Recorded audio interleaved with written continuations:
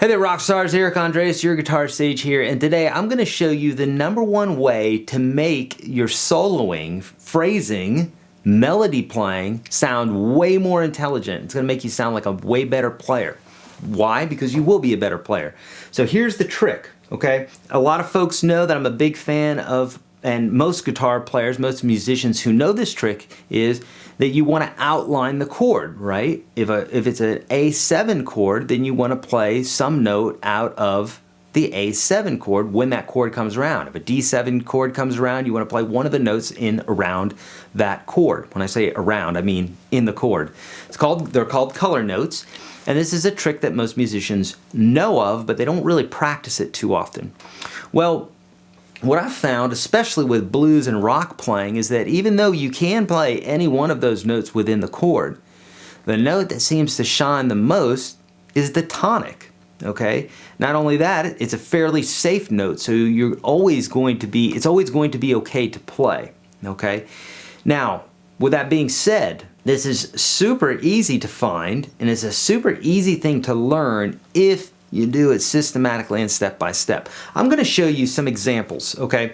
So first off, I'm going to be playing, this is a track that I've created. If you want to know more about these tracks or whatever, you can check out the Unstoppable Guitar System. I've got all these tracks in there. Okay, so these are tracks that I create for my students, and this one's in the key of A, and it's kind of like a feel of like a ZZ Top, like tush, maybe, that type of vibe, okay? So it's in A, the chords are A7, D7, and E7. So what I want to do is I want to take those three bass notes, A, D, and E, and I want to, whenever that chord comes around, the A, the D, or the E, what I want to do is I want to make sure that I play that specific note. So if an A chord comes around, I want to play an A. If an E chord comes around, I want to play an E. Now, we don't have to do this all the time, and in fact, if you do it all the time, it's going to sound a little predictable. But most players don't have the problem of sounding too predictable. They usually have the problem of not sounding cohesive enough.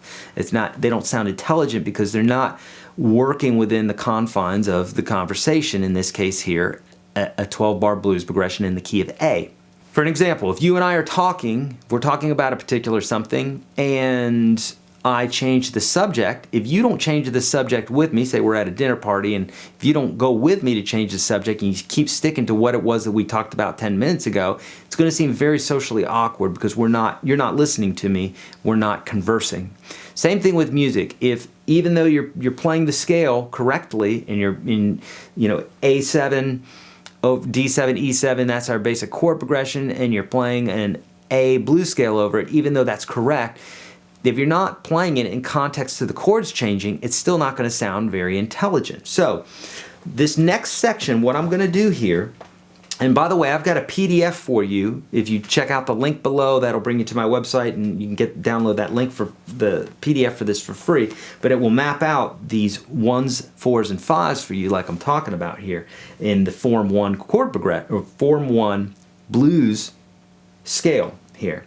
Knowing this is crucial. So what I'm going to do here is I'm going to play this chord progression, and I'm going to let the turnaround go through, and then once it starts, anytime the chord changes, you're going to hear me play the exact note of the chord. So if it's an A chord, I'll be playing an A note. If it's an E chord, I'll be playing an E note. And you'll hear me play other notes also, but that's the one I'm going to be landing on.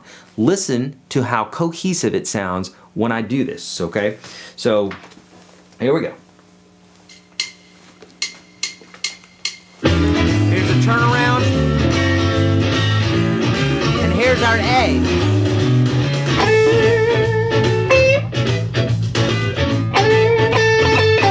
Here's our D,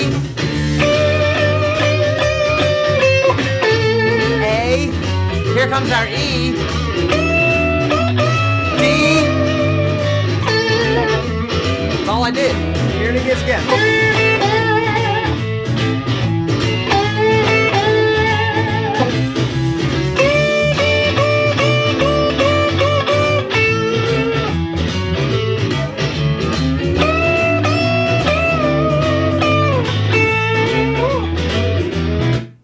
Okay, so that gives you a basic example, just really short and sweet there. I know it wasn't, Stairway to Heaven or some amazing solo, but really the only thing I did there was played A's, Ds, and E's. I think I might have thrown in one other note in there, but really that's all I did, at least when the chord changes. Now, if I didn't do that, it would still sound like, kind of know what I'm talking about, but it's really important for you to start thinking about this. Now, putting this into practice. How do you put this into practice? Number one, you got to get the map. You got to know where the 1s and 4s and 5s are. If you don't know that, you need to know that. You need some sort of method for doing this. Guitarists use methods. They use tricks to work their way around the fretboard. And instead of learning things in a rote method, there are little patterns and bits and pieces that you can learn, and once you know them, you don't forget them, so that when you're soloing, boom, you go to them right away. Okay, so that's what I have at the PDF that's in the link below. Okay, so what I want you to do is I want you to get some chord progressions that are really slow. Here on YouTube, sometimes you can find backing tracks. Obviously, in the Unstoppable Guitar System, if the special is still open, you can get in there for $1 and try that out. But you want to get a very slow chord progression, and preferably in a key that's really easy for you. A, E, D, some open keys like that are easier for you. Watch the PDF, download the PDF, and know where the 1s and 4s and 5s are at. Super easy, I promise you. This is not overwhelming. Trust me when I say it's not overwhelming, it's easy. Play through this and just play the note as the chord changes, okay? And when you do that, you're going to start seeing this kind of skeleton structure of your solo start to develop. And then anything in between there you can put. So if you're on the 1, you can start it off like,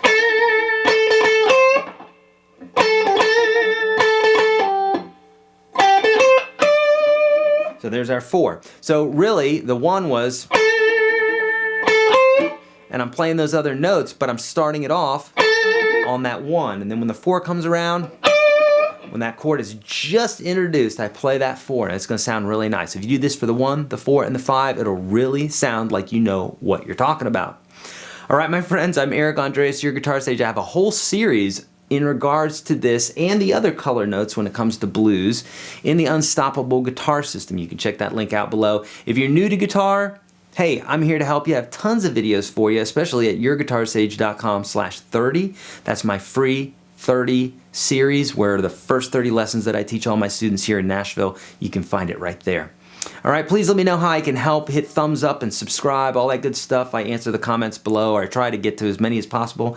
I'm on Facebook and Twitter and all those places, and I would love to help you out with any of your guitar needs. So please let me know how I can help. I'm Eric Andreas, your Guitar Sage. Spay and neuter your animals. Don't trust the man. See ya.